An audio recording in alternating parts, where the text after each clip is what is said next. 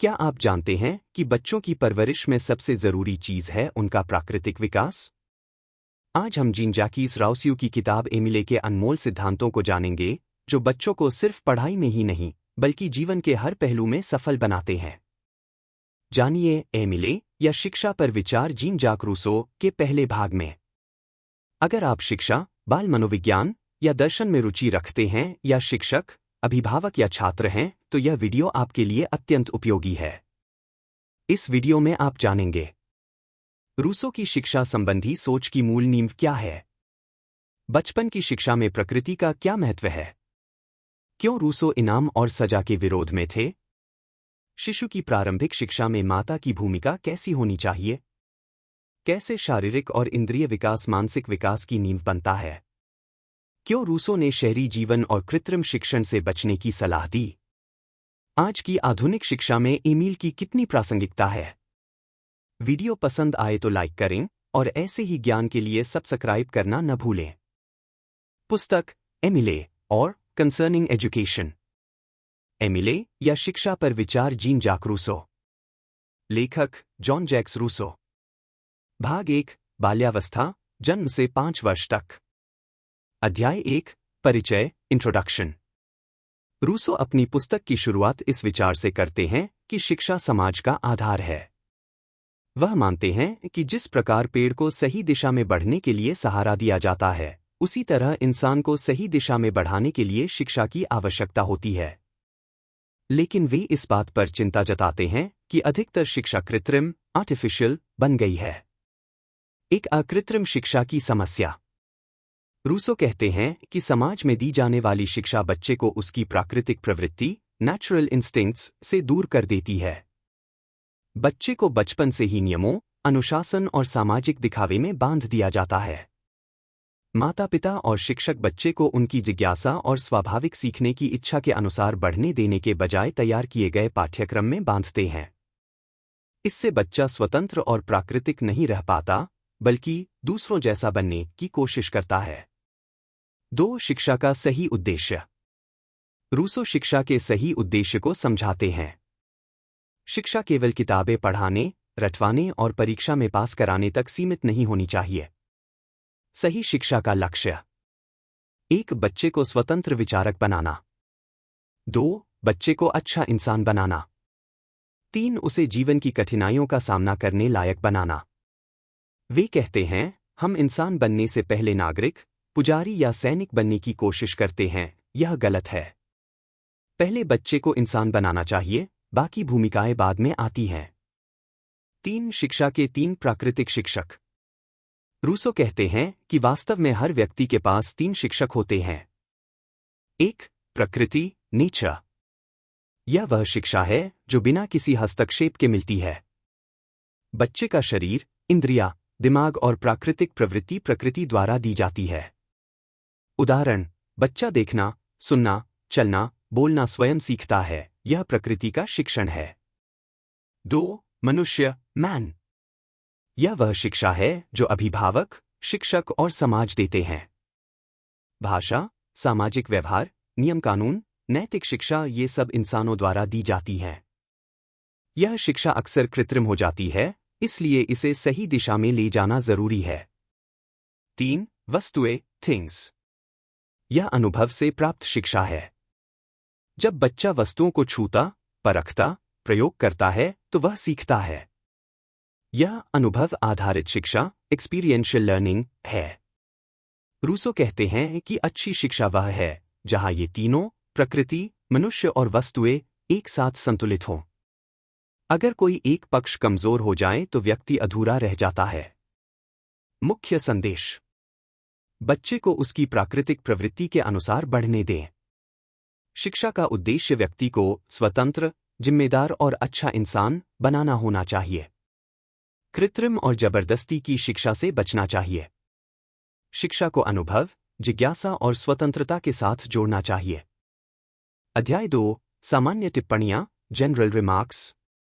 Rousseau इस अध्याय में शिक्षा के मूलभूत सिद्धांत और बच्चों के स्वभाव के बारे में गहराई से बताते हैं। उनका विचार है कि हर बच्चा अलग होता है, इसलिए शिक्षा एक जैसी सभी के लिए नहीं हो सकती। हर बच्चा अलग है।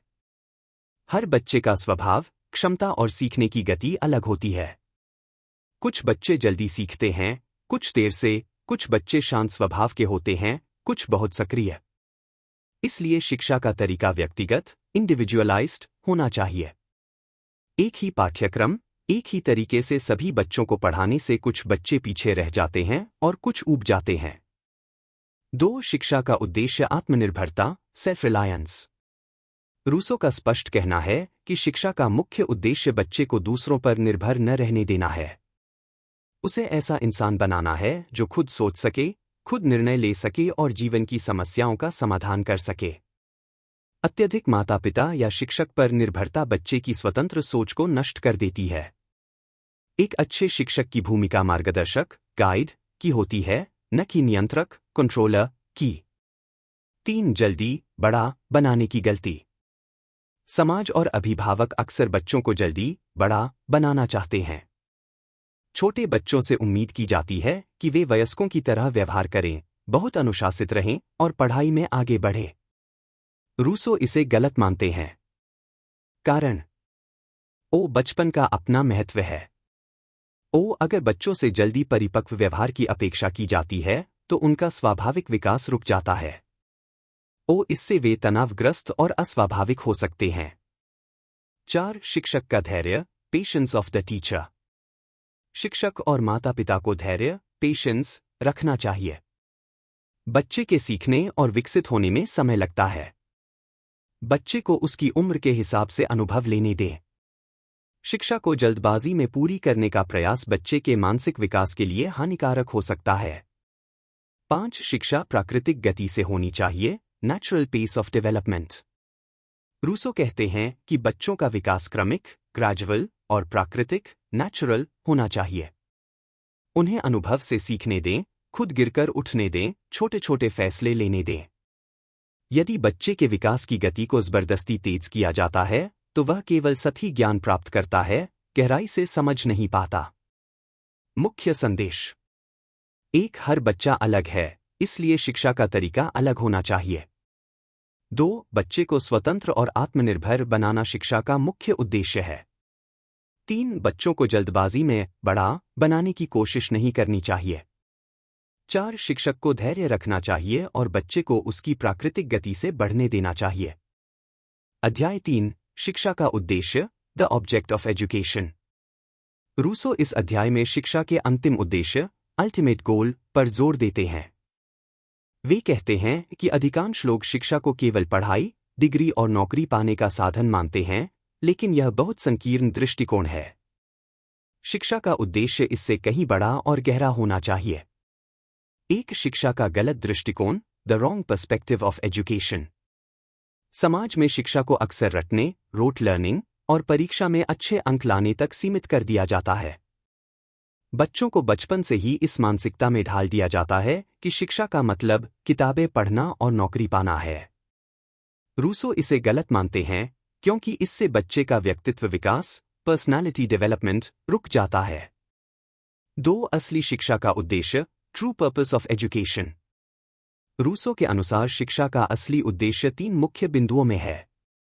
1. नैतिकता का विकास, मॉरल डेवलपमेंट। शिक्षा बच्चों को सही और गलत का अंतर सिखाए। उनमें ईमानदारी, करुणा, सहयोग और जिम्मेदारी की भावना विकसित हो। वे समाज के प्रति सजग और दूसरों के प्रति संवेदनशील बने। 2. स्वतंत्रता और आत्मनिर्भरता, इंडिपेंडेंस, सेल्फ रिलायंस। शिक्षा का लक्ष्य ऐसा होना चाहिए कि बच्चा स्वयं निर्णय लेने की क्षमता विकसित करे। वह अपने जीवन की समस्याओं को दूसरों पर निर्भर हुए बिना हल कर सके। रूसो कहते हैं, शिक्षा बच्चे को दूसरों का गुलाम न बनाए, बल्कि उसे खुद का मालिक बनाए। 3. समाज में जीने की कला, art of living in society. शिक्षा व्यक्ति को यह सिखाए कि वह समाज में कैसे जिए, दूसरों के साथ कैसा व्यवहार करे। लेकिन साथ ही उसे यह आत्मविश्वास भी होना चाहिए कि वह अपनी स्वतंत्र सोच, इंडिपेंडेंट थिंकिंग रख सके। यानी बच्चा भीड़ का अंधानुकरण न करे, बल्कि विवेक से निर्णय ले। 3. शिक्षा और जीवन का संतुलन, balance of education life. Rousseau मानते हैं कि शिक्षा का उद्देश्य एक संतुलित व्यक्ति बनाना है। जो व्यक्ति शारीरिक रूप से मजबूत हो, मानसिक रूप से स्वतंत्र सोच वाला हो, नैतिक रूप से जिम्मेदार हो और समाज का अच्छा नागरिक हो। मुख्य संदेश। एक शिक्षा का मकसद केवल किताबें और परीक्षाएं नहीं है। 2 शिक्षा बच्चों को अच्छा इंसान, स्वतंत्र विचारक और जिम्मेदार नागरिक बनाती है। 3 शिक्षा बच्चों को आत्मनिर्भर बनाती है ताकि वे जीवन की चुनौतियों से खुद निपट सकें।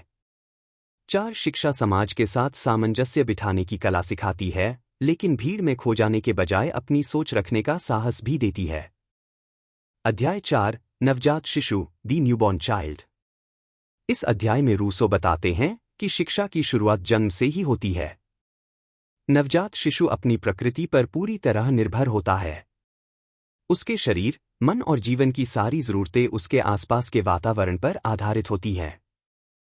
इसलिए प्रारंभिक शिक्षा में कृत्रिम नियमों के बजाय प्राकृतिक देखभाल को महत्व देना चाहिए। एक नवजात शिशु का स्वभाव, नेचर ऑफ अ न्यूबॉर्न। जन्म के समय बच्चा कमजोर और असहाय होता है। वह अपने आप से कुछ नहीं कर सकता, न चल सकता है, न बोल सकता है, न अपने लिए भोजन जुटा सकता है। फिर भी प्रकृति ने उसके अंदर एक स्वाभाविक विकास की क्षमता, इनबिल्ट ग्रोथ एबिलिटी, दी है। जैसे जैसे समय बीतता है, वह चलना, बोलना, पकड़ना और सीखना स्वाभाविक रूप से सीख जाता है। रूसो कहते हैं कि हमें इस प्राकृतिक प्रक्रिया में अनावश्यक हस्तक्षेप नहीं करना चाहिए। 2 कृत्रिम नियम और प्रतिबंध क्यों हानिकारक हैं? अक्सर माता पिता बच्चे को बहुत ज्यादा कपड़ों में लपेटते हैं, बहुत सख्त पोजीशन में रखते हैं या उसे हर छोटी चीज से बचाने की कोशिश करते हैं। यह सब बच्चे के प्राकृतिक विकास को रोक सकता है। उदाहरण: बच्चे को बहुत ज्यादा कपड़े पहनाना उसकी शरीर के तापमान को नियंत्रित करने की क्षमता को कमजोर कर सकता है। बहुत ज्यादा बंधन, जैसे पालने में कसकर बांधना, उसकी मांसपेशियों के विकास को प्रभावित करता है। रूसो का सुझाव है कि बच्चे को थोड़ी स्वतंत्रता और प्राकृतिक अनुभव देना चाहिए। 3 सही वातावरण क्यों जरूरी है? प्राकृतिक वातावरण। खुली हवा, धूप और ताजगी बच्चे के स्वास्थ्य के लिए जरूरी है। बच्चे को प्रकृति के संपर्क में रखने से वह धीरे धीरे अपने वातावरण के अनुसार मजबूत होता है। स्वच्छता और पोषण। सही पोषण, मां का दूध, बच्चे के शारीरिक और मानसिक विकास के लिए सर्वोत्तम है। साफ सफाई, क्लेanलीनेस, जरूरी है ताकि संक्रमण और बीमारियों से बचा जा सके। 4 प्रारंभिक शिक्षा का असली अर्थ। नवजात शिशु के लिए शिक्षा का मतलब किताबें या शब्द नहीं, बल्कि सही देखभाल और वातावरण है। पहले 1 से 2 साल में बच्चे की शिक्षा का लक्ष्य है: 1 शरीर को स्वस्थ रखना, 2 इंद्रियों को धीरे धीरे विकसित होने देना, 3 बच्चे को ज्यादा कृत्रिम प्रतिबंधों से मुक्त रखना। मुख्य संदेश। 1 नवजात शिशु पूरी तरह प्रकृति पर निर्भर होता है, इसलिए प्राकृतिक विकास में बाधा न डालें। 2 बच्चे को स्वच्छ वातावरण, सही पोषण और पर्याप्त खुली हवा दें। 3 कृत्रिम बंधनों और अनावश्यक प्रतिबंधों से बचें। 4 प्रारंभिक शिक्षा देखभाल प्लस स्वच्छता प्लस पोषण प्लस प्राकृतिक अनुभव। अध्याय 5, प्रारंभिक शिक्षा, दी अर्लीस्ट एजुकेशन। इस अध्याय में रूसो बताते हैं कि शिक्षा की शुरुआत किताबों या औपचारिक कक्षाओं से नहीं, बल्कि अनुभवों से होती है। उनका मानना है कि शुरुआती वर्षों 0 से 5 वर्ष में बच्चे का मस्तिष्क और शरीर तेजी से विकसित होते हैं, इसलिए शिक्षा को प्राकृतिक अनुभवों और इंद्रियों के विकास पर केंद्रित होना चाहिए। एक शिक्षा की पहली सीढ़ी अनुभव, लर्निंग थ्रू एक्सपीरियंस।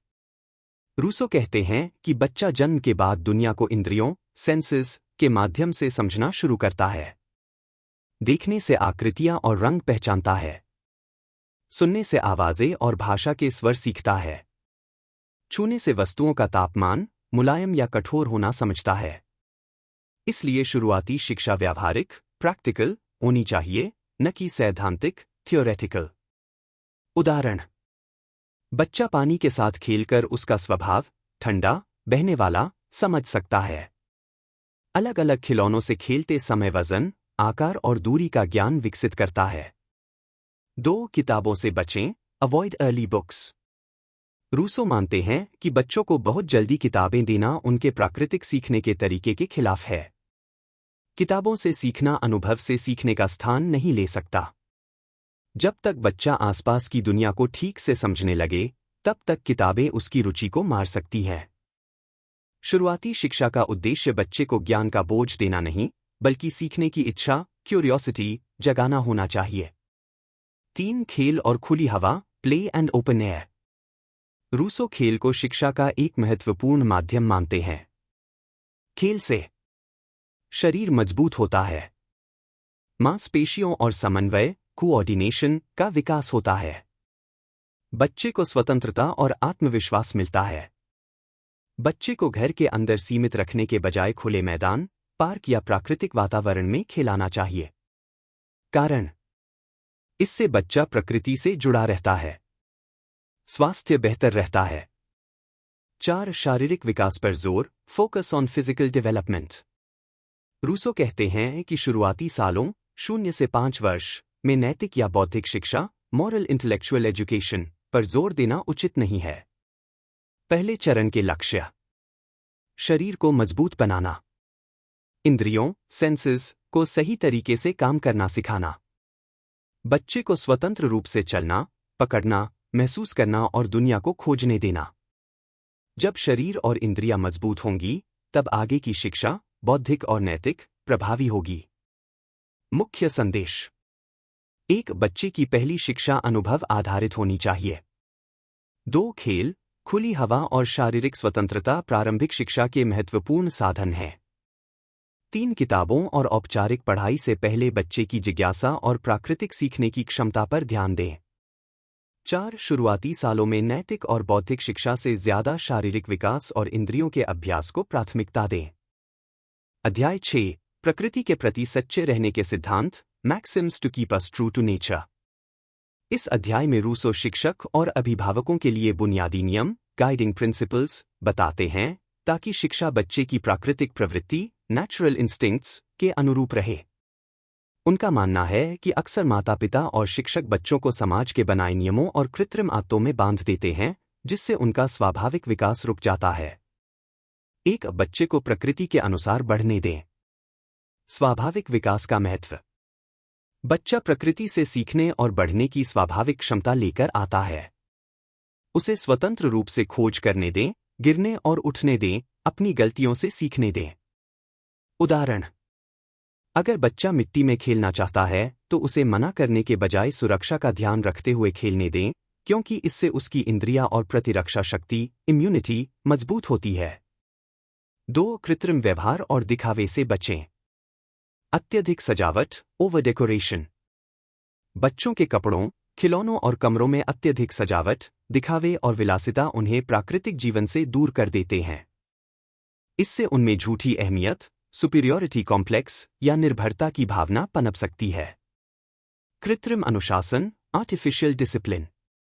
बच्चे को बहुत जल्दी बड़ों जैसी भाषा, चालढाल या औपचारिकता सिखाना हानिकारक है। उसे अपनी उम्र के अनुरूप जीने दें। 3 अत्यधिक बंधन न लगाए। गलत बंधन: बच्चों को हर समय रोकना, डांटना या हर गतिविधि पर नियंत्रण रखना उनके आत्मविश्वास और रचनात्मकता, क्रिएटिविटी को खत्म कर देता है। स्वतंत्रता का महत्व: बच्चे को खोजबीन करने दें, नई चीजें आजमाने दें। जब बच्चा खुद चीजें खोजेगा, तभी वह सीखने का वास्तविक आनंद पाएगा। 4 जिज्ञासा को बनाए रखना। जिज्ञासा शिक्षा की नींव है। बच्चे में जन्म से ही सीखने और जानने की इच्छा होती है। अगर बच्चे के हर सवाल को नजरअंदाज किया जाएगा या डांटा जाएगा, तो उसकी जिज्ञासा खत्म हो सकती है। उदाहरण: अगर बच्चा पूछता है कि आसमान नीला क्यों है, तो उसे डांटने के बजाय उसके स्तर के अनुसार सरल उत्तर दें या उसे स्वयं खोजने का मौका दें, जैसे आकाश को दिन रात देखना। 5 शिक्षक और अभिभावक का दृष्टिकोण, role of parents and teachers. वे मार्गदर्शक, गाइड की भूमिका निभाए, न कि नियंत्रक, कंट्रोलर की। बच्चे के विकास के लिए धैर्य और विश्वास रखें। बच्चे की स्वतंत्रता का सम्मान करें और उसे अपनी रुचियों को खोजने दें। मुख्य संदेश: एक शिक्षा का लक्ष्य बच्चे की प्राकृतिक प्रवृत्ति के अनुरूप होना चाहिए। 2 कृत्रिम आदतें, दिखावा और अत्यधिक नियंत्रण बच्चों के स्वाभाविक विकास में बाधा डालते हैं। 3 बच्चे की जिज्ञासा और स्वतंत्रता को बनाए रखना शिक्षा का मूल सिद्धांत है। 4 शिक्षक और माता पिता का काम बच्चे को दिशा देना है, न कि हर चीज पर नियंत्रण करना। अध्याय 7 भाषा, लैंग्वेज। रूसो इस अध्याय में भाषा शिक्षा पर जोर देते हैं। उनका मानना है कि भाषा सीखना एक स्वाभाविक प्रक्रिया, नेचुरल प्रोसेस है, जिसे बच्चों पर जबरदस्ती, फोर्स्ड लर्निंग के रूप में नहीं थोपा जाना चाहिए। भाषा बच्चों के लिए जरूरत, नीड के कारण आती है, न कि केवल पढ़ाई या परीक्षाओं के लिए। एक आभाषा सीखने की स्वाभाविक प्रक्रिया। बच्चा शुरू में आवाजें सुनकर और नकल करके भाषा सीखता है। वह बोलना इसलिए शुरू करता है क्योंकि उसे अपनी जरूरतें व्यक्त करनी होती हैं, जैसे पानी मांगना, दर्द बताना, खेलना। रूसो का दृष्टिकोण। जब बच्चे को बोलने की जरूरत महसूस होगी, तो वह स्वयं सीखने की कोशिश करेगा। इसलिए भाषा सिखाने के लिए बच्चे पर दबाव डालने की आवश्यकता नहीं है। 2 भाषा शिक्षण में व्याकरण का स्थान, ग्रामर वर्सेस प्रैक्टिकल यूज। पारंपरिक शिक्षा में बच्चों को शुरुआत से ही व्याकरण, ग्रामर रूल्स सिखाया जाता है। रूसो इसे गलत मानते हैं क्योंकि छोटे बच्चे के लिए व्याकरण के नियम अमूर्त, एब्स्ट्रैक्ट होते हैं, जिन्हें वह समझ नहीं पाता। बच्चा भाषा का इस्तेमाल बातचीत और सुनने के माध्यम से बेहतर तरीके से सीखता है। रूसो का सुझाव। शुरुआती भाषा शिक्षा में बोलने, सुनने और समझने पर अधिक ध्यान दें। व्याकरण बाद में सीखा जा सकता है, जब बच्चा भाषा का स्वाभाविक प्रयोग करने लगे। 3 संवाद और अनुभव से सीखना, लर्निंग थ्रू कॉन्वर्सेशन एक्सपीरियंस। भाषा सीखने का सबसे अच्छा तरीका संवाद, कॉन्वर्सेशन है। जब बच्चा परिवार, दोस्तों और समाज के साथ बातचीत करता है, तो वह शब्द, वाक्य और अभिव्यक्ति के सही रूप सीखता है। अनुभव आधारित शिक्षा।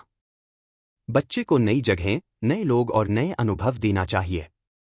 इससे उसका शब्दकोश, वोकैब्युलरी बढ़ता है और भाषा की समझ गहरी होती है। किताबों पर निर्भरता।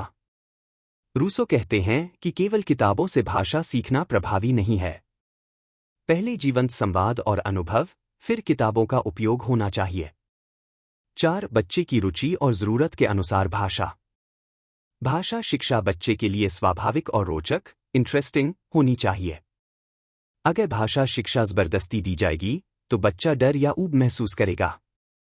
सही तरीका है बच्चे को रोजमर्रा की स्थितियों, खेल, बाजार, घर के काम में बोलने का मौका देना। सही शब्द और वाक्य प्रयोग के लिए प्रोत्साहित करना, न कि डांटना। मुख्य संदेश। एक अभाषा शिक्षा का प्रारंभ बच्चे की जरूरत से होना चाहिए, न कि दबाव से। 2 व्याकरण पर जोर देने से पहले बोलने सुनने पर ध्यान दें। 3 भाषा सीखना संवाद और अनुभव के माध्यम से होना चाहिए। 4 किताबें सहायक हैं, लेकिन भाषा का असली आधार जीवंत अनुभव और रोजमर्रा की बातचीत है। भाग 2 बालिकावस्था, 5 से 12 वर्ष।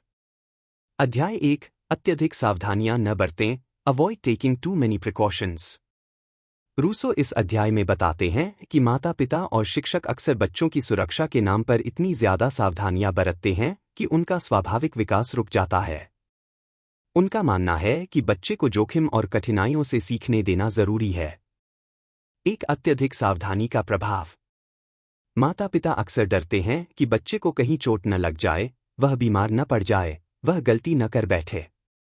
वे बच्चे के चारों ओर एक कृत्रिम सुरक्षा कवच, प्रोटेक्टिव बबल, बना देते हैं। इसका परिणाम यह होता है कि बच्चा जोखिम से डरने लगता है। उसका आत्मविश्वास, सेल्फ कॉन्फिडेंस कम हो जाता है। वह हर छोटी कठिनाई के लिए दूसरों पर निर्भर हो जाता है। 2 छोटे जोखिम जरूरी क्यों हैं? जीवन में कठिनाइयां और जोखिम अनिवार्य हैं।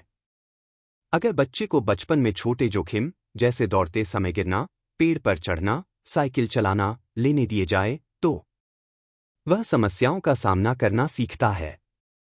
उसका साहस, करेज और आत्मविश्वास बढ़ता है। वह शारीरिक रूप से मजबूत बनता है।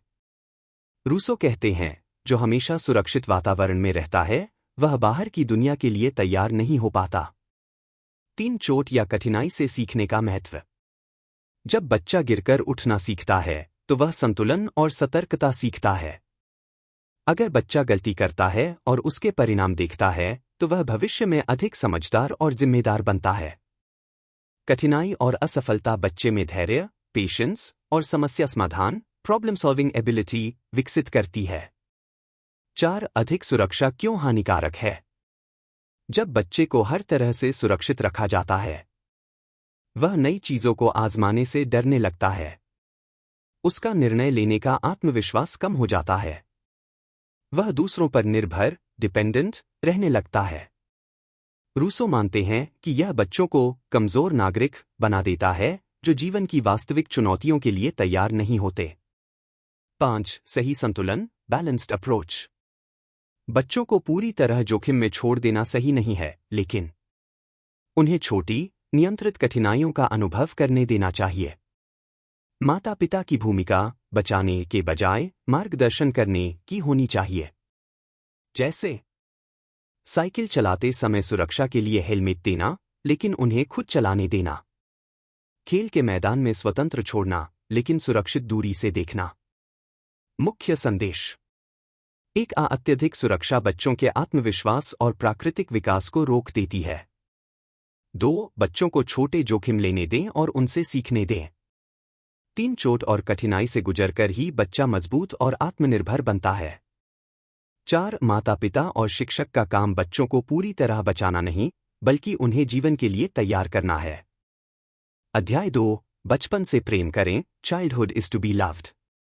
रूसो इस अध्याय में कहते हैं कि बचपन अपने आप में एक पूर्ण और मूल्यवान अवस्था है, न कि केवल बड़े होने की तैयारी का समय। आधुनिक समाज की एक बड़ी गलती यह है कि वह बचपन को केवल भविष्य, एडल्टहुड की तैयारी मानता है और बच्चों को बहुत जल्दी बड़ा बनाने की कोशिश करता है। एक बचपन की अपनी अलग पहचान, childhood has its own value. Rousseau कहते हैं कि बचपन जीवन का वह समय है जब इंसान स्वतंत्र रूप से खेलता है, दुनिया को अनुभव करता है, प्राकृतिक जिज्ञासा, क्यूरियोसिटी से सीखता है। बचपन का उद्देश्य बचपन जीना ही है, न कि तुरंत जिम्मेदारियों का बोझ उठाना। 2. बचपन को केवल तैयारी का समय मानने की गलती। माता पिता और शिक्षक अक्सर बच्चों को बचपन में ही वयस्क जैसी जिम्मेदारियां देने लगते हैं, जैसे बहुत जल्दी पढ़ाई का दबाव डालना, हर समय अनुशासन और गंभीरता की अपेक्षा करना। रूसो इसे गलत मानते हैं क्योंकि बच्चा अपनी उम्र के अनुकूल स्वाभाविक विकास नहीं कर पाता। उसमें तनाव और डर पैदा हो सकता है। बचपन के अनुभवों की कमी व्यक्ति के भावनात्मक विकास को अधूरा छोड़ देती है। 3. बचपन के आनंद का महत्व, इंपॉर्टेंस ऑफ चाइल्डहुड जॉयस।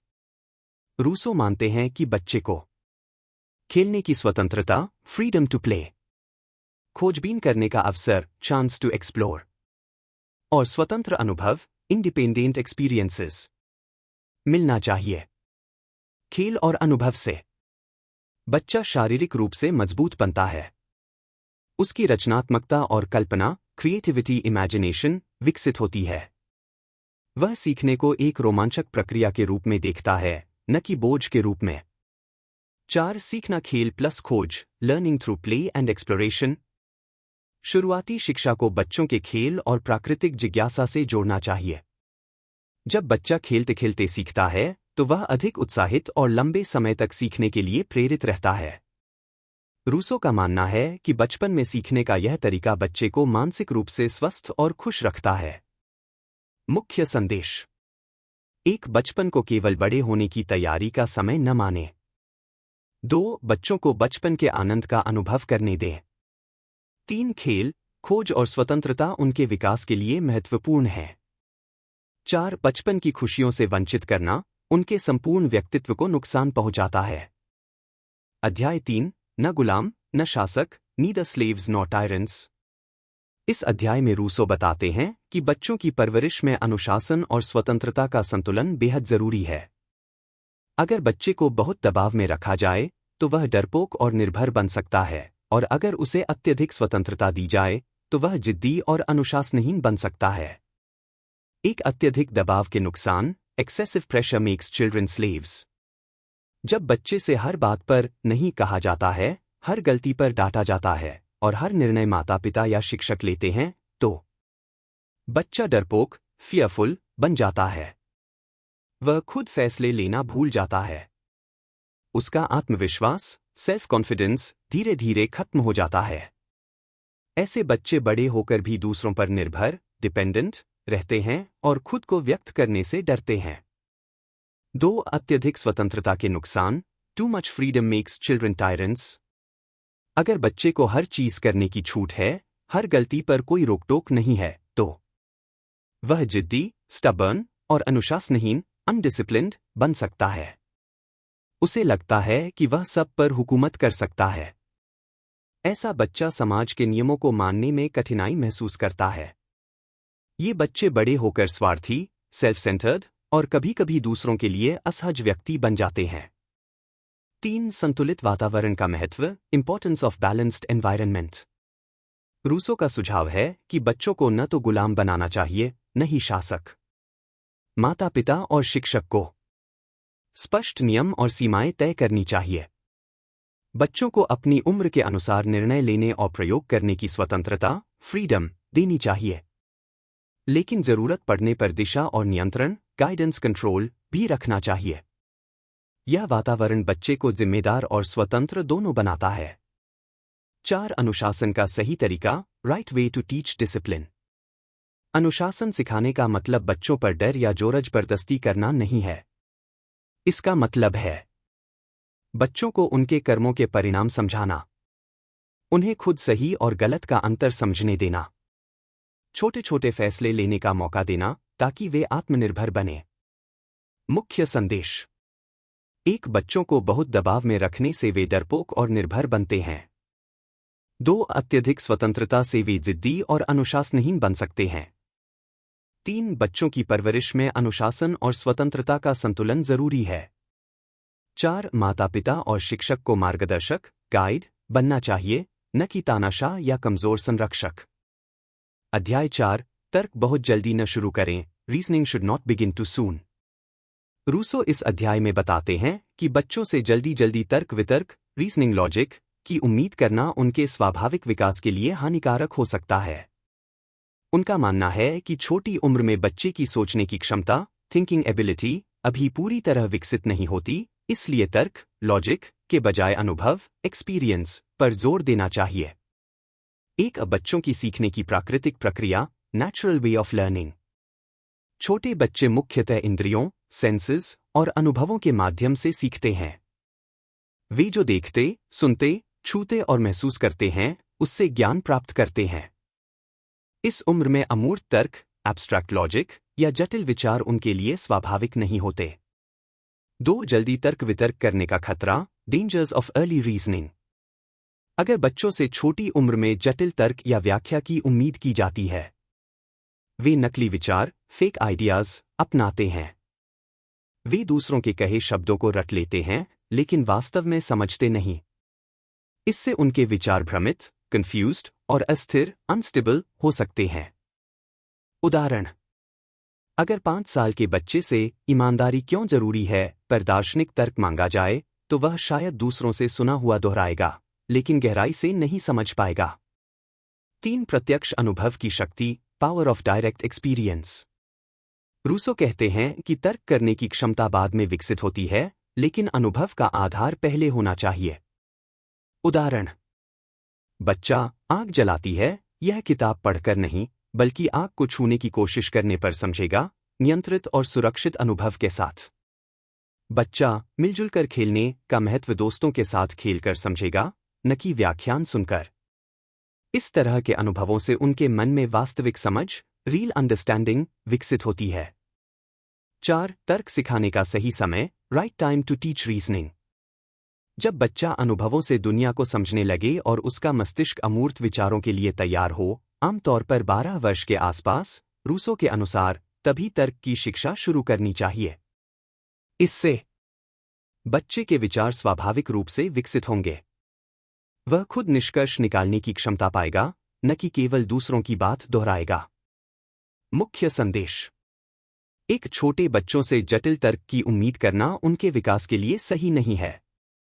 2. शुरुआती उम्र में बच्चों को अनुभव आधारित शिक्षा देनी चाहिए। 3. तर्क की क्षमता बाद में स्वाभाविक रूप से विकसित होगी, जब अनुभव का मजबूत आधार बन जाएगा। 4. शिक्षा का क्रम: पहले अनुभव, फिर समझ, उसके बाद तर्क। अध्याय 5: नियंत्रित स्वतंत्रता, वेल रेगुलेटेड लिबर्टी। रूसो इस अध्याय में कहते हैं कि बच्चों के विकास के लिए स्वतंत्रता, लिबर्टी, जरूरी है, लेकिन बिना मर्यादा वाली स्वतंत्रता, अनलिमिटेड फ्रीडम, उन्हें असंयमी और अनुशासनहीन बना सकती है। इसलिए ऐसी स्वतंत्रता होनी चाहिए जिसमें सही दिशा और नियंत्रण, वेल रेगुलेटेड, मौजूद हो। एक स्वतंत्रता क्यों जरूरी है? Why liberty is important. खोज और प्रयोग, एक्सप्लोरेशन, एक्सपेरिमेंटेशन। बच्चा स्वभाव से जिज्ञासु, क्यूरियस होता है और नई चीजों को आजमाना चाहता है। स्वतंत्रता मिलने पर वह खेल, वातावरण और लोगों से अनुभव प्राप्त करता है। सीखने का अवसर, लर्निंग अपॉर्चुनिटी। बच्चा जब अपने फैसले खुद लेता है तो उसके परिणाम से सीखता है। यह अनुभव उसे आत्मनिर्भर, सेल्फ रिलायंट और जिम्मेदार, रिस्पॉन्सिबल बनाता है।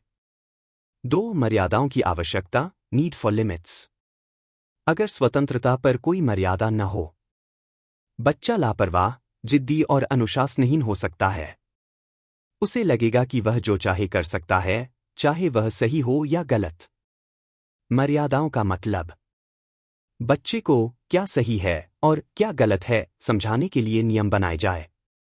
नियम बच्चे के विकास के अनुकूल हों, न कि बहुत सख्त या दमनकारी। उदाहरण: बाहर खेलने की अनुमति देना, लेकिन यह नियम रखना कि समय पर घर लौटना है। टीवी देखने की अनुमति देना, लेकिन सीमित समय के लिए। 3. स्वतंत्रता और अनुशासन का संतुलन, बैलेंस ऑफ फ्रीडम डिसिप्लिन। स्वतंत्रता बच्चे को खोजबीन, निर्णय लेने और अपनी रुचियों को विकसित करने का अवसर देती है। अनुशासन उसे जिम्मेदार बनाता है और सीमाओं का सम्मान करना सिखाता है। इस संतुलन से बच्चा आत्मनिर्भर, इंडिपेंडेंट होता है, लेकिन साथ ही असंयमी, अनकंट्रोल्ड या स्वार्थी, सेल्फ सेंटर्ड नहीं बनता। 4. व्यवहारिक दृष्टिकोण, प्रैक्टिकल अप्रोच। माता पिता और शिक्षक बच्चे के लिए स्पष्ट और उचित नियम, क्लियर फेयर रूल्स तय करें। बच्चे को नियमों का कारण समझाएं, न कि सिर्फ क्योंकि मैंने कहा वाले दृष्टिकोण से। जब बच्चा सीमा तोड़े तो उसे सजा देने के बजाय परिणाम दिखाए, ताकि वह खुद समझे कि क्यों मर्यादा जरूरी है। यह दृष्टिकोण बच्चों को आत्मानुशासन, सेल्फ डिसिप्लिन की ओर ले जाता है। मुख्य संदेश: 1. बच्चों को स्वतंत्रता मिलनी चाहिए ताकि वे खोज कर सकें और सीख सकें। 2. मर्यादाएं और नियम उन्हें जिम्मेदार और अनुशासन प्रिय बनाते हैं। 3. सही संतुलन के साथ मिली स्वतंत्रता बच्चे को आत्मनिर्भर बनाती है, लेकिन वह असंयमी नहीं होता। 4. शिक्षा का लक्ष्य बच्चे को स्वतंत्र लेकिन जिम्मेदार इंसान बनाना होना चाहिए। अध्याय 6: धीरे धीरे आगे बढ़े, प्रोसीड स्लोली। रूसो इस अध्याय में बताते हैं कि शिक्षा एक धीमी और स्वाभाविक प्रक्रिया, नेचुरल ग्रेजुअल प्रोसेस है। जब शिक्षक या माता पिता बच्चों को बहुत जल्दी सिखाने की कोशिश करते हैं तो उसका उल्टा असर हो सकता है। शिक्षा का लक्ष्य जल्दी से अधिक गहराई और स्थायित्व होना चाहिए। एक शिक्षा में जल्दबाजी क्यों हानिकारक है? तनाव और दबाव, स्ट्रेस प्रेशर। अगर बच्चे पर बहुत जल्दी सीखने का दबाव डाला जाए तो वह मानसिक रूप से थक सकता है। इससे पढ़ाई के प्रति नकारात्मक भावना, नेगेटिव एटीट्यूड पैदा हो सकती है। बोर्डम। अगर बच्चा तैयार नहीं है और उसे कठिन चीजें सिखाई जा रही हैं तो वह रुचि खो देता है। पढ़ाई उसके लिए बोझ बन जाती है। 2. उम्र और क्षमता के अनुसार शिक्षा, एज एबिलिटी बेस्ड लर्निंग। हर बच्चे की सीखने की गति, लर्निंग स्पीड अलग होती है। शिक्षक और माता पिता को बच्चे की उम्र, मानसिक क्षमता और रुचि के अनुसार पढ़ाना चाहिए। एक विषय पर धीरे धीरे पकड़ मजबूत करनी चाहिए। उदाहरण: 4 साल के बच्चे से जटिल गणित कराना उसकी रुचि खत्म कर सकता है। लेकिन उसे खेल के माध्यम से नंबरों से परिचित कराना प्रभावी और स्वाभाविक है। 3 धीरे धीरे सीखने का लाभ, बेनिफिट्स ऑफ प्रोसीडिंग स्लोली। गहरी समझ, डीप अंडरस्टैंडिंग। धीरे धीरे सीखने से बच्चा विषय को गहराई से समझता है। लंबे समय तक याद रखना, लॉन्ग टर्म रिटेंशन। जल्दी रटकर सीखा हुआ ज्ञान जल्दी भूल जाता है, जबकि समय लेकर सीखा गया ज्ञान लंबे समय तक याद रहता है। आत्मविश्वास, कॉन्फिडेंस। जब बच्चा अपनी गति से सीखता है तो वह आत्मविश्वास महसूस करता है और सीखने का आनंद लेता है। 4 शिक्षक और अभिभावक का दृष्टिकोण, रोल ऑफ टीचर्स पेरेंट्स। धैर्य, पेशेंस। बच्चे को समय देना जरूरी है। छोटी छोटी उपलब्धियों का सम्मान, अप्रिशिएट स्मॉल अचीवमेंट्स। छोटे कदमों में हुई प्रगति की प्रशंसा करना चाहिए, इससे बच्चे का उत्साह बढ़ता है। सीखने को रोचक बनाना, मेक लर्निंग इंटरेस्टिंग। धीरे धीरे सिखाने का मतलब उबाऊ बनाना नहीं, बल्कि सीखने को खेल, कहानियों और अनुभवों से जोड़ना है। मुख्य संदेश। 1 शिक्षा को जल्दबाजी में नहीं करना चाहिए। 2 बच्चे की उम्र और क्षमता के अनुसार पढ़ाना जरूरी है। 3 धीरे धीरे सिखाया गया ज्ञान अधिक स्थायी और प्रभावी होता है। 4 शिक्षक और अभिभावक का धैर्य शिक्षा की सफलता की कुंजी है। अध्याय 7 संपत्ति का विचार, the idea of property. Rousseau इस अध्याय में बताते हैं कि बच्चों को संपत्ति, प्रॉपर्टी और चीजों के मूल्य, वैल्यू ऑफ थिंग्स के बारे में सिखाना जरूरी है। यह केवल आर्थिक दृष्टि से नहीं, बल्कि नैतिक, मॉरल और सामाजिक, सोशल दृष्टि से भी महत्वपूर्ण है। संपत्ति के प्रति सही दृष्टिकोण से बच्चे में ईमानदारी, जिम्मेदारी और दूसरों के अधिकारों का सम्मान विकसित होता है। एक संपत्ति का मूल्य क्यों सिखाना जरूरी है? बच्चे अगर किसी वस्तु के महत्व को नहीं समझते तो वे उसे लापरवाही से इस्तेमाल कर सकते हैं या दूसरों की चीजें ले सकते हैं। जब बच्चे चीजों का मूल्य समझते हैं, वे संसाधनों की बर्बादी से बचते हैं। दूसरों की संपत्ति का सम्मान करना सीखते हैं। यह उन्हें जिम्मेदार नागरिक बनने की दिशा में ले जाता है। 2 अपनी चीजों की जिम्मेदारी, रिस्पॉन्सिबिलिटी फॉर ओन थिंग्स। बच्चों को अपनी चीजों, खिलौने, किताबें, कपड़े की देखभाल करना सिखाना चाहिए। इससे उनमें जिम्मेदारी, रिस्पॉन्सिबिलिटी, अनुशासन, डिसिप्लिन और स्वावलंबन, सेल्फ रिलायंस विकसित होता है। उदाहरण, खिलौना टूटने पर नया दिलाने के बजाय उन्हें यह सिखाएं कि चीजों का सही उपयोग करें और उनकी देखभाल करें। 3 दूसरों की चीजों का सम्मान, रिस्पेक्टिंग अदर्स प्रॉपर्टी। रूसो कहते हैं कि बच्चों को समझाना चाहिए, दूसरों की चीजें बिना पूछे लेना गलत है। अगर कोई चीज उनकी नहीं है तो उसका सम्मान करें। यह ईमानदारी, ऑनेस्टी और नैतिकता, मोरालिटी का मूल सिद्धांत है। उदाहरण, किसी दोस्त का खिलौना पसंद आने पर उसे चुराने की बजाय पूछना या लौटाना न भूलना। 4 साझा करने की भावना, सेंस ऑफ शेयरिंग। संपत्ति के विचार के साथ साथ बच्चों को यह भी सिखाना चाहिए कि अपनी चीजें दूसरों के साथ साझा करना, शेयरिंग, अच्छा है। दूसरों के पास क्या है उससे ईर्ष्या करने की बजाय संतोष रखना चाहिए। इससे उनमें सहयोग, कोऑपरेशन और सामाजिक सद्भाव, सोशल हार्मनी की भावना बढ़ती है। 5 ईमानदारी और सामाजिक जिम्मेदारी, ऑनेस्टी, सोशल रिस्पॉन्सिबिलिटी। जब बच्चे संपत्ति के अधिकार और मूल्य समझते हैं तो उनमें चोरी या बेईमानी की प्रवृत्ति नहीं आती। वे समाज के नियमों और दूसरों के अधिकारों का सम्मान करना सीखते हैं। यह उन्हें ईमानदार, जिम्मेदार और सहयोगी व्यक्ति बनने में मदद करता है। मुख्य संदेश। 1 बच्चों को संपत्ति और वस्तुओं के मूल्य का ज्ञान होना जरूरी है। 2 उन्हें अपनी चीजों की जिम्मेदारी लेना और दूसरों की चीजों का सम्मान करना सिखाना चाहिए। 3 साझा करना और संतोष रखना उनके व्यक्तित्व को संतुलित बनाता है। 4 यह शिक्षा उन्हें ईमानदार, जिम्मेदार और सामाजिक रूप से परिपक्व बनाती है। अध्याय 8 झूठ और उदाहरण का प्रभाव, falsehood the force of example. Rousseau इस अध्याय में बताते हैं कि बच्चे झूठ बोलना स्वाभाविक रूप से नहीं जानते, बल्कि यह आदत वे बड़ों के व्यवहार, एग्जाम्पल्स ऑफ अडल्ट्स से सीखते हैं। इसलिए बच्चों को ईमानदारी सिखाने के लिए केवल उपदेश देना पर्याप्त नहीं है, बल्कि हमें अपने जीवन में सच्चाई का उदाहरण, एग्जाम्पल ऑफ ट्रूथफुलनेस, प्रस्तुत करना चाहिए। बच्चे झूठ क्यों बोलना सीखते हैं? अनुकरण, इमिटेशन। बच्चे स्वभाव से अनुकरणकारी होते हैं। वे अपने माता पिता, शिक्षक और आसपास के लोगों का व्यवहार देखकर वही करते हैं। भय या दबाव, फियर और प्रेशर।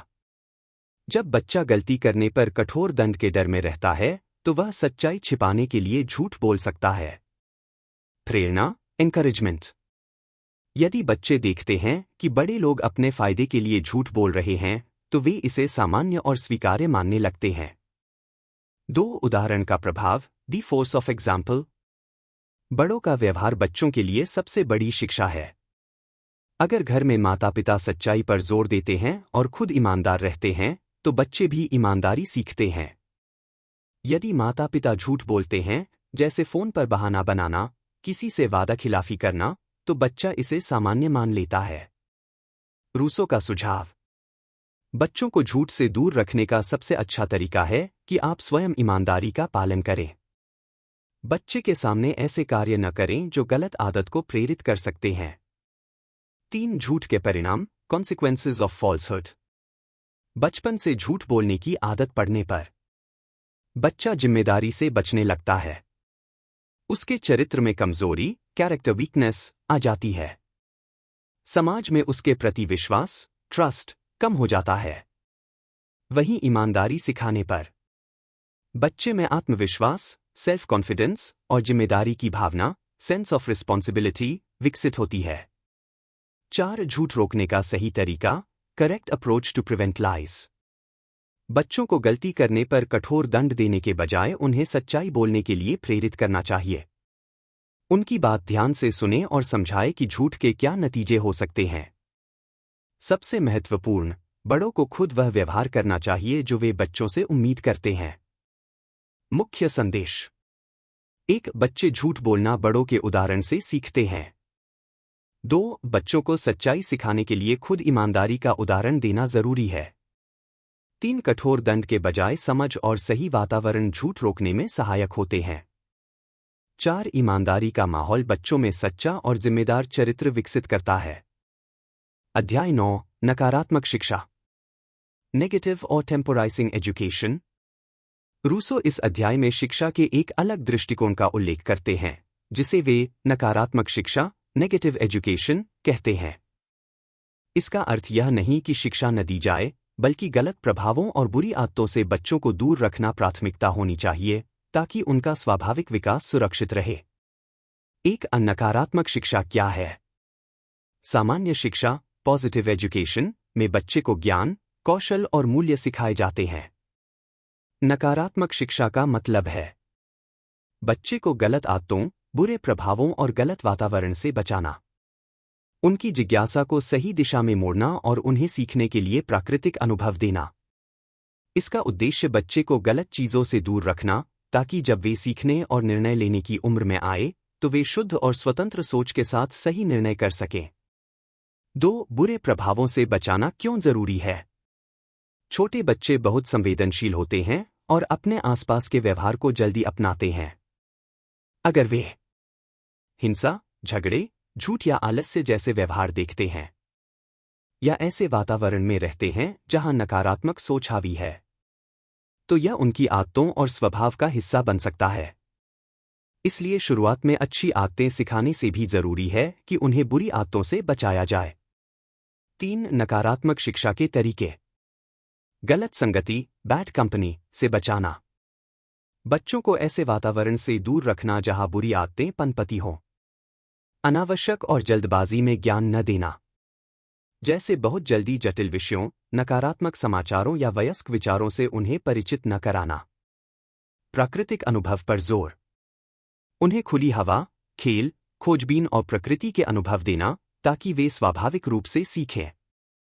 4. नकारात्मक शिक्षा बनाम सकारात्मक शिक्षा। सकारात्मक शिक्षा, क्या सही है यह सिखाना। नकारात्मक शिक्षा, क्या गलत है उससे बचाना। रूसो कहते हैं कि बचपन के शुरुआती वर्षों में नकारात्मक शिक्षा ज्यादा महत्वपूर्ण है, क्योंकि बच्चा अभी निर्णय लेने में सक्षम नहीं होता। अगर गलत आदतें शुरू में ही नहीं आती, तो बाद में सही आदतें आसानी से सिखाई जा सकती हैं। 5 उदाहरण। छोटे बच्चे को झूठ बोलने से बचाना। झूठ के उदाहरण से दूर रखें। बच्चे को मोबाइल या टीवी पर गलत कंटेंट देखने से बचाना। सही विकल्प दें: खेल, किताबें, रचनात्मक गतिविधियां। गलत भाषा या आक्रामक व्यवहार से बचाना। घर और स्कूल में शांत, सम्मानजनक माहौल। मुख्य संदेश: एक अशिक्षा का मतलब हमेशा ज्ञान देना नहीं, बल्कि बच्चे को गलत आदतों और बुरे प्रभावों से बचाना भी है। 2 नकारात्मक शिक्षा बच्चे के लिए सुरक्षा कवच है, जो उसके स्वाभाविक और स्वस्थ विकास को सुरक्षित रखता है। 3 जब बच्चा सही उम्र में पहुंचता है, तो वह अच्छे और बुरे में खुद फर्क करने में सक्षम होता है। अध्याय 10 स्मरण शक्ति, कंसर्निंग द मेमोरी। रूसो इस अध्याय में बताते हैं कि बच्चों को केवल रटाना, रोट लर्निंग, शिक्षा का सही तरीका नहीं है। असली उद्देश्य यह होना चाहिए कि बच्चा समझ के साथ सीखे, न कि सिर्फ याद करके परीक्षा में लिखे। एक रटने की शिक्षा की समस्या, प्रॉब्लम्स विद रोट लर्निंग। सतही ज्ञान, सुपरफिशियल नॉलेज। बच्चा शब्द याद कर सकता है, लेकिन उसका अर्थ या महत्व नहीं समझता।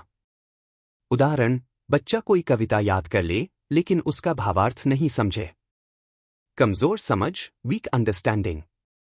रटने से विचार करने और समस्या हल करने की क्षमता विकसित नहीं होती। बच्चा सिर्फ परीक्षा में अंक लाने के लिए पढ़ता है, वास्तविक जीवन में उपयोग करने के लिए नहीं। जल्दी भूलना, क्विक फॉरगेटिंग। जो ज्ञान बिना समझ के याद किया जाता है, वह जल्दी भूल भी जाता है। 2 अनुभवजन्य शिक्षा का महत्व, importance of experiential learning. Rousseau का सुझाव है कि शिक्षा में अनुभव, एक्सपीरियंस को प्राथमिकता देनी चाहिए। जब बच्चा खुद चीजों को देखता, छूता, महसूस करता और प्रयोग करता है, तब उसका ज्ञान गहरा और स्थायी होता है। उदाहरण: विज्ञान पढ़ाते समय सिर्फ किताब पढ़ाने के बजाय प्रयोग, एक्सपेरिमेंट कराना। इतिहास सिखाते समय सिर्फ तारीखें रटाने के बजाय किसी ऐतिहासिक जगह की यात्रा कराना। 3 समझ के साथ याद रखना, अंडरस्टैंडिंग बेस्ड मेमोरी। जब बच्चा चीजों को समझकर सीखता है, तो उसकी स्मरण शक्ति स्वाभाविक रूप से मजबूत होती है। वह ज्ञान को लंबे समय तक याद रखता है और उसे वास्तविक जीवन में लागू भी कर सकता है। उदाहरण: बच्चा जोड़ घटाव का तरीका समझ ले, तो वह अलग अलग संख्याओं पर खुद उसका उपयोग कर सकता है। 4 शिक्षक और अभिभावक की भूमिका, रोल ऑफ टीचर्स पेरेंट्स। बच्चों को याद कराने से पहले समझाने पर जोर दें। उन्हें सवाल पूछने और खुद खोज करने के लिए प्रोत्साहित करें। वास्तविक जीवन से जुड़ी गतिविधियों और उदाहरणों का उपयोग करें। रूसो का संदेश: बच्चे को ज्ञान का प्रेम करना सिखाओ, न कि केवल याद करना। मुख्य संदेश: 1 केवल रटाना बच्चों की शिक्षा का सही तरीका नहीं है। 2 अनुभव के माध्यम से सिखाया गया ज्ञान अधिक स्थायी और गहरा होता है। 3 समझ के साथ सीखी गई चीजें बच्चों के जीवन भर काम आती हैं। 4 शिक्षा का लक्ष्य बच्चों को सोचने, समझने और लागू करने की क्षमता देना है, सिर्फ याद कराना नहीं। अध्याय 11 शब्दों का अध्ययन, on the study of words. Rousseau इस अध्याय में बताते हैं कि बच्चों को भाषा, लैंग्वेज और शब्दों, वर्ड्स का अध्ययन व्यावहारिक और स्वाभाविक तरीके से कराना चाहिए। केवल शब्द याद करना या व्याकरण रटना शिक्षा का उद्देश्य नहीं होना चाहिए।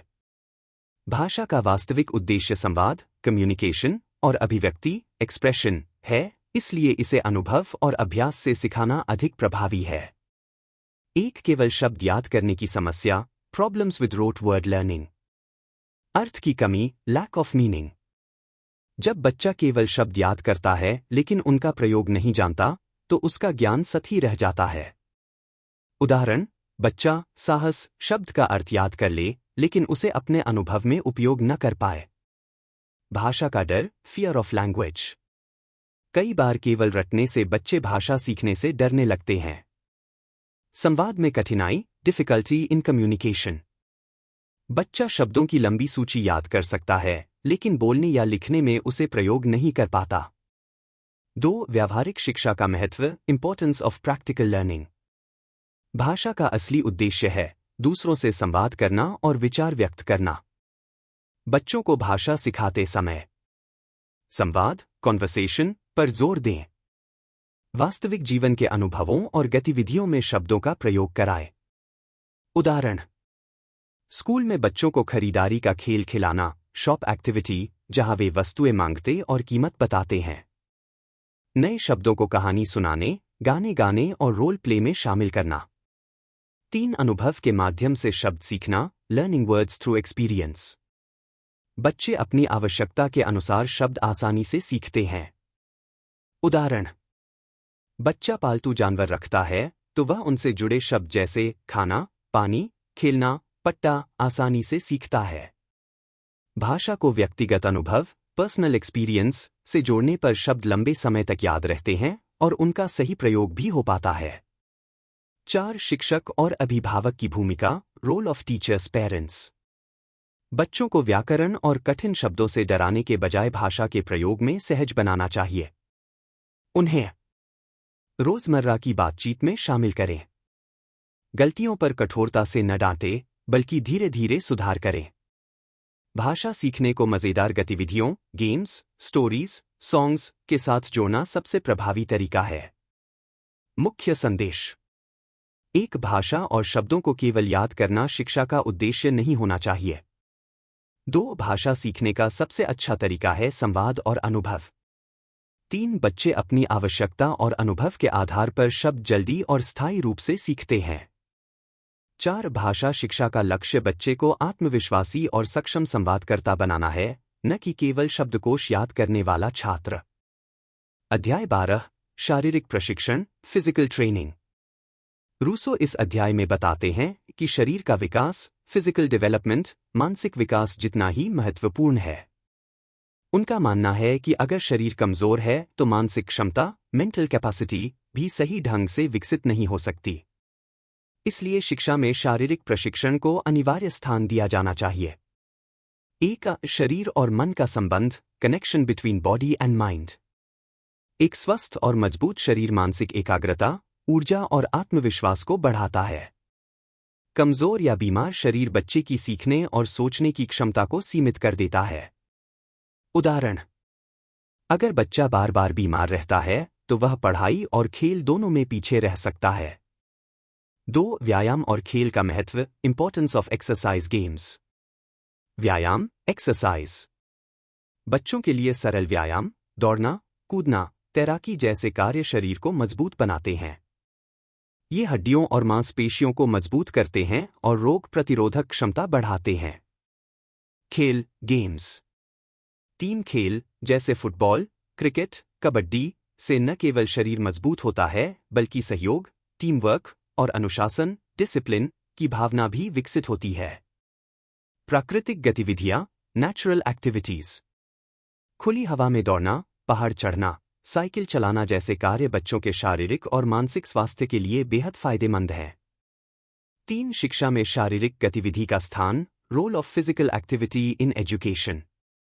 रूसो का विचार, शिक्षा केवल दिमागी विकास नहीं बल्कि पूर्ण व्यक्तित्व विकास है। स्कूलों और घरों में बच्चों के लिए नियमित खेलकूद और व्यायाम का समय होना चाहिए। शिक्षा कार्यक्रमों में शारीरिक शिक्षा, फिजिकल एजुकेशन को अनिवार्य बनाना चाहिए। उदाहरण, केवल पढ़ाई और परीक्षा पर ध्यान देने से बच्चों में मोटापा, थकान और तनाव जैसी समस्याएं बढ़ सकती हैं। 4 शारीरिक प्रशिक्षण के फायदे, बेनिफिट्स ऑफ फिजिकल ट्रेनिंग। शारीरिक स्वास्थ्य, फिजिकल हेल्थ। मजबूत मांसपेशियां, लचीला शरीर और बेहतर रोग प्रतिरोधक क्षमता। मानसिक स्वास्थ्य, मेंटल हेल्थ। व्यायाम से मन शांत होता है, तनाव कम होता है और एकाग्रता बढ़ती है। अनुशासन और आत्मविश्वास, डिसिप्लिन, कॉन्फिडेंस। नियमित शारीरिक गतिविधियों से आत्मविश्वास और आत्मनियंत्रण बढ़ता है। मुख्य संदेश: 1 बच्चों के शरीर और मन का संतुलित विकास जरूरी है। 2 व्यायाम, खेल और प्राकृतिक गतिविधियां शिक्षा का अनिवार्य हिस्सा होनी चाहिए। 3 एक मजबूत शरीर मानसिक क्षमता को भी बढ़ाता है और जीवन को स्वस्थ बनाता है। अध्याय 13 वस्त्र, क्लोथिंग। रूसो इस अध्याय में बताते हैं कि बच्चों के कपड़े आरामदायक, कंफर्टेबल और मौसम के अनुकूल वेदर अप्रोप्रिएट होने चाहिए। कपड़ों का उद्देश्य दिखावा नहीं बल्कि स्वास्थ्य, सुविधा और प्राकृतिक जीवन शैली के अनुकूलता होना चाहिए। एक आरामदायक कपड़ों का महत्व, इंपॉर्टेंस ऑफ कंफर्टेबल क्लोथिंग। बच्चे लगातार खेलते, दौड़ते और खोजबीन करते हैं, इसलिए उनके कपड़े हल्के और लचीले होने चाहिए। पहनने और उतारने में आसान होने चाहिए। अगर कपड़े भारी या तंग होंगे, तो बच्चे की गति, मूवमेंट और स्वतंत्रता, फ्रीडम, प्रभावित होगी। 2. मौसम के अनुसार कपड़े, वेदर अप्रोप्रिएट क्लोथिंग। ठंड के समय गर्म कपड़े और गर्मी के समय हल्के, हवा पार करने वाले कपड़े पहनाना जरूरी है। बच्चे को ठंड या गर्मी से बचाने के लिए कपड़े का चुनाव व्यावहारिक होना चाहिए, न कि फैशन के हिसाब से। उदाहरण: ठंड में बच्चों को बहुत तंग और भारी कपड़े पहनाने के बजाय आरामदायक स्वेटर और जैकेट दें। गर्मी में बच्चों को हल्के कॉटन के कपड़े पहनाएं। 3. दिखावटी और महंगे कपड़ों की समस्या, प्रॉब्लम्स विद फैंसी और एक्सपेंसिव क्लोथ्स। महंगे या बहुत सजावटी कपड़े बच्चों की खेलकूद की स्वतंत्रता को सीमित कर देते हैं। उनमें दिखावे की आदत, वैनिटी या दूसरों से तुलना, कंपैरिजन की भावना पैदा कर सकते हैं। रूसो कहते हैं कि बचपन को प्राकृतिक और सरल रहना चाहिए, इसलिए कपड़ों में अत्यधिक सजावट और खर्च से बचना चाहिए। 4. स्वास्थ्य पर प्रभाव, इम्पैक्ट ऑन हेल्थ। गलत कपड़े, बहुत तंग, सिंथेटिक या असुविधाजनक, त्वचा की समस्याएं, एलर्जी या शरीर की प्राकृतिक गति को प्रभावित कर सकते हैं। आरामदायक और मौसम के अनुकूल कपड़े बच्चे के शारीरिक स्वास्थ्य और सक्रियता को बनाए रखते हैं। 5. बच्चों में स्वाभाविकता और स्वतंत्रता, नेचुरलनेस, फ्रीडम। कपड़े ऐसे होने चाहिए कि बच्चा स्वतंत्र रूप से दौड़ भाग सके, आसानी से खुद पहन और उतार सके, स्वावलंबन की आदत। कपड़े पहनने का उद्देश्य स्वास्थ्य और सुविधा होना चाहिए, न कि स्टेटस सिंबल दिखाना। मुख्य संदेश: 1. बच्चों के कपड़े आरामदायक और मौसम के अनुकूल होने चाहिए। 2. भारी, तंग या दिखावटी कपड़े बच्चों के विकास और स्वतंत्रता में बाधा डालते हैं। 3. कपड़ों का उद्देश्य स्वास्थ्य और सहजता होना चाहिए, न कि फैशन या दिखावा। अध्याय 14, नींद, स्लीप। रूसो इस अध्याय में बताते हैं कि नींद, स्लीप, बच्चों के शारीरिक और मानसिक विकास, फिजिकल मेंटल डेवलपमेंट के लिए बेहद महत्वपूर्ण है। बचपन वह समय है जब शरीर और मस्तिष्क तेजी से विकसित हो रहे होते हैं और इस प्रक्रिया के लिए पर्याप्त आराम आवश्यक है। 1. नींद का महत्व, इंपॉर्टेंस ऑफ स्लीप। शारीरिक विकास, फिजिकल ग्रोथ। नींद के दौरान शरीर में वृद्धि हार्मोन, ग्रोथ हार्मोन्स, सक्रिय होते हैं जो हड्डियों, मांसपेशियों और कोशिकाओं को विकसित करते हैं। मानसिक विकास, मेंटल ग्रोथ। नींद मस्तिष्क को आराम देती है, जिससे स्मरण शक्ति, मेमोरी, ध्यान, कंसंट्रेशन और सीखने की क्षमता, लर्निंग एबिलिटी, बेहतर होती है। प्रतिरोधक क्षमता, इम्यूनिटी। पर्याप्त नींद से रोग प्रतिरोधक क्षमता मजबूत होती है और बच्चा बीमारियों से बचा रहता है। 2. पर्याप्त नींद की आवश्यकता, नीड फॉर एडिक्वेट स्लीप। बच्चों को वयस्कों की तुलना में अधिक नींद की आवश्यकता होती है। उम्र के अनुसार नींद का समय: शिशु 14-16 घंटे, छोटे बच्चे 10-12 घंटे, बड़े बच्चे 8-10 घंटे। नींद की कमी होने पर चिड़चिड़ापन, इरिटेबिलिटी, ध्यान की कमी, लैक ऑफ फोकस, स्वास्थ्य संबंधी समस्याएं, हेल्थ इश्यूज हो सकती हैं। 3. नींद का नियमित पैटर्न, स्लीप रूटीन। समय पर सोना और उठना। बच्चों में नियमित सोने का समय तय करना जरूरी है। देर रात तक जागने और सुबह देर से उठने की आदत उनके स्वास्थ्य को प्रभावित कर सकती है। सोने का वातावरण: शांत, साफ सुथरा और आरामदायक माहौल नींद को गहरी और आरामदायक बनाता है। डिजिटल उपकरणों का प्रभाव: मोबाइल, टीवी और वीडियो गेम सोने से पहले नींद में बाधा डालते हैं। बच्चों को सोने से पहले इनसे दूर रखना चाहिए। 4. प्राकृतिक जीवनशैली और नींद, नेचुरल लाइफस्टाइल स्लीप। रूसो का सुझाव है कि बच्चों का जीवन प्राकृतिक लय, नेचुरल रिदम के अनुसार होना चाहिए। दिन भर पर्याप्त शारीरिक गतिविधि, आउटडोर गेम्स और ताज़ी हवा बच्चों को थकान के बाद गहरी नींद देती है। मुख्य संदेश: एक, नींद बच्चों के शारीरिक, मानसिक और भावनात्मक विकास के लिए जरूरी है। 2, समय पर सोने और उठने की आदत बचपन से डालनी चाहिए। 3, सोने का वातावरण आरामदायक और शांत होना चाहिए। 4, नींद की कमी बच्चों के व्यवहार, पढ़ाई और स्वास्थ्य पर नकारात्मक असर डालती है। अध्याय 15, इंद्रियों का अभ्यास, exercise of the senses. Rousseau इस अध्याय में बताते हैं कि बच्चों के 5 इंद्रियों 5 सेंसेस दृष्टि, श्रवण, स्पर्श, स्वाद, गंध का सही और संतुलित विकास करना बहुत जरूरी है। उनका मानना है कि बच्चों की सीखने की प्रक्रिया सबसे पहले इंद्रियों से शुरू होती है। जब इंद्रियां सक्रिय और संवेदनशील होती हैं, तब उनकी समझ, अंडरस्टैंडिंग और अवलोकन शक्ति, ऑब्जर्वेशन स्किल्स भी बढ़ती है। एक, इंद्रियों का महत्व, इंपॉर्टेंस ऑफ सेंसेस। ज्ञान का प्रारंभिक स्रोत, सोर्स ऑफ नॉलेज। बच्चा पहले देखता है, सुनता है, छूता है, सूंघता है और चखता है, यानी अनुभव करता है। यही अनुभव उसके दिमाग में ज्ञान का आधार बनाते हैं। सोचने की क्षमता, थिंकिंग एबिलिटी। सक्रिय इंद्रियां बच्चे को स्पष्ट रूप से सोचने, निर्णय लेने और सही गलत समझने की क्षमता देती है। रचनात्मकता, क्रिएटिविटी। संवेदनशील इंद्रियां बच्चे की कल्पना और रचनात्मकता को भी बढ़ाती हैं। 2, इंद्रियों को सक्रिय रखने के तरीके, ways to exercise the senses। दृष्टि, साइट। बच्चों को प्रकृति, रंग, आकार और दूरी को पहचानने का अभ्यास कराएं। खेल, रंग पहचानो, अंतर खोजो। श्रवण, हियरिंग। अलग अलग आवाजों और ध्वनियों को पहचानने की आदत डालें। संगीत, प्रकृति की आवाजें सुनाना, पक्षियों की चहचहाहट, हवा का शोर। स्पर्श, टच। अलग अलग सतह, मुलायम, खुरदरी, ठंडी, गर्म को छूने का अनुभव कराए। खेल, आंख बंद करके वस्तु पहचानो।